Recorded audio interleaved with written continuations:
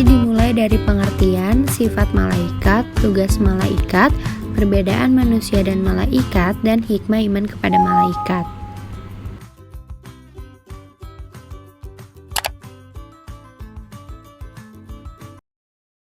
Iman kepada malaikat merupakan rukun iman yang kedua. Iman kepada malaikat mengandung makna bahwa kita harus percaya dan yakin dengan sepenuh hati bahwa malaikat diciptakan dari nur, yang diberi tugas oleh Allah dan melaksanakan sebagaimana perintahnya.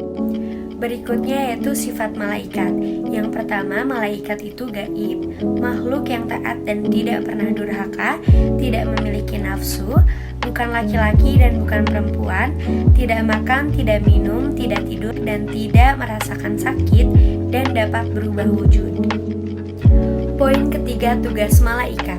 Yang pertama, membawa kebaikan dan menyebarkan rahmat dari Allah Subhanahu wa Ta'ala, menyampaikan wahyu kepada para nabi dan rasul, meneguhkan hati para nabi dan kaum mukmin, menolong manusia dengan memintakan ampun kepada Allah, mencatat segala perbuatan manusia, membantu meningkatkan rohaniah manusia baik di dunia maupun di akhirat. Poin keempat yaitu perbedaan antara manusia dan malaikat. Yang pertama, malaikat selalu taat kepada Allah Subhanahu wa Ta'ala, sedangkan manusia kadang taat, kadang tidak. Yang kedua, malaikat diciptakan dari cahaya, sedangkan manusia diciptakan dari tanah. Malaikat tidak berjenis kelamin, manusia berjenis kelamin. Malaikat tidak beribu bapak, sedangkan manusia beribu bapak. Malaikat diberi akal tetapi tidak diberi nafsu, sedangkan manusia diberi akal dan diberi nafsu. Poin berikutnya yaitu hikmah iman kepada malaikat. Yang pertama, membentuk jiwa seorang muslim yang benar-benar bertakwa kepada Allah. Yang kedua, mendorong manusia untuk senantiasa bertindak hati-hati.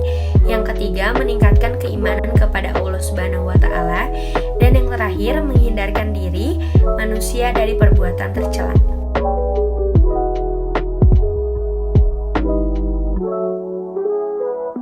Tugas malaikat.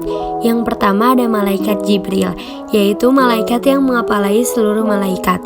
Nama lain malaikat Jibril adalah Ruhul Amin dan Ruhul Kudus. Malaikat Jibril bertugas menyampaikan wahyu kepada para nabi dan rasul. Yang kedua ada Mikail, yaitu bertugas membagikan rizki kepada seluruh makhluk ciptaan Allah. Yang ketiga Israil, yaitu malaikat yang bertugas menjabut nyawa seluruh makhluk Allah Subhanahu wa Ta'ala. Yang keempat ada Israfil, yaitu malaikat yang bertugas meniup sangkakala pada saat tiba hari kiamat dan menjelang manusia dibangkitkan dari alam kubur. Yang kelima ada Rokib, yaitu malaikat yang bertugas mencatat segala ucapan dan perbuatan baik manusia. Yang keenam ada Atid, yaitu malaikat yang bertugas mencatat segala ucapan dan perbuatan jahat manusia. Yang ketujuh Munkar dan Nakir, malaikat yang bertugas mengadili manusia di alam barzah. Kedua malaikat tersebut menanyakan segala sepak terjang si mayat selama hidup di dunia. Yang delapan ada Ridwan, yaitu malaikat yang bertugas menjaga pintu surga, tempat manusia menerima imbalan dari ketaatan dan ketakwaan pada Allah Subhanahu wa Ta'ala. Yang terakhir ada Malik, yaitu malaikat yang bertugas menjaga pintu neraka.